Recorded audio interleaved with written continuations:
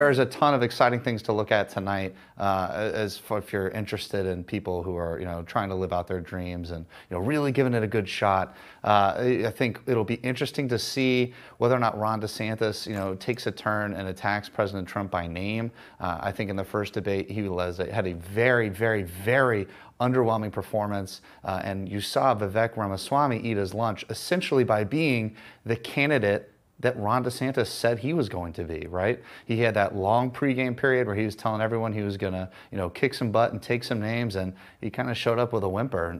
I think Vivek ate his lunch and won the day then. So it'll be very interesting to see that, and also if we can figure out who Doug Burgum is. I'm very interested in figuring out kind of which one of those white guys up on stage ends up being Doug Burgum. It's going to be very interesting. Oh, yeah, the mystery of Doug Burgum. That's the big storyline tonight for sure. All right, so, Kayla, let me ask you a little bit about DeSantis and Nikki Haley, because Nikki Haley actually has been gaining. I say gaining. It's not about on Trump. It's about on DeSantis. I mean, in New Hampshire, she's actually above now DeSantis. So what do you make of Nikki Haley tonight? Because she actually did relatively well. I know, Gina. I'll give you smelling salts later. She did relatively well in that first debate. Her and DeSantis will be interesting to see because DeSantis wants to kind of knock her down a little bit.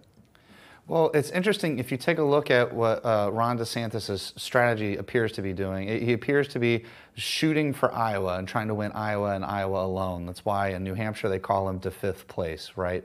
He's solely focused. He's moved his residency from the state of Florida to an unnamed cornfield in the state of Iowa, and everything rests on what happens tonight. I think he's given himself a countdown clock. There are conversations between donors and senior Ron DeSantis campaign folks that say, we've only got 30 days to beat this guy. What are we going to do?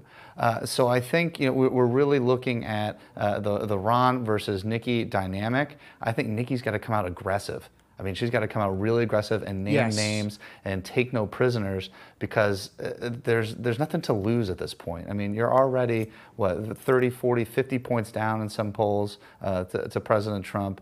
This is all just funding for the love of the game at this point, and you have no reason not to. I think it's going to be a snooze fest overall, but that's where the fireworks are going to come up. I think you've got a great point. Everybody has their identity at the top of this race for second place. One of the people that has obviously identified herself as the queen of identity politics and feminism and all things counter to MAGA is Nikki Haley. But we also have Vivek Ramaswamy. He's kind of the wild card here because he came out with personality that Ron DeSantis simply doesn't seem to have. Quickly, because we've got like 30 seconds, can Ron DeSantis, Kaylin, can he sprout a personality in the midst of all this? Do you think he went to magnanimous training? I don't know. No, he is Scott Walker 2.0. He is great on paper, good point. And they are for years and years and years after this going to teach this in campaign school.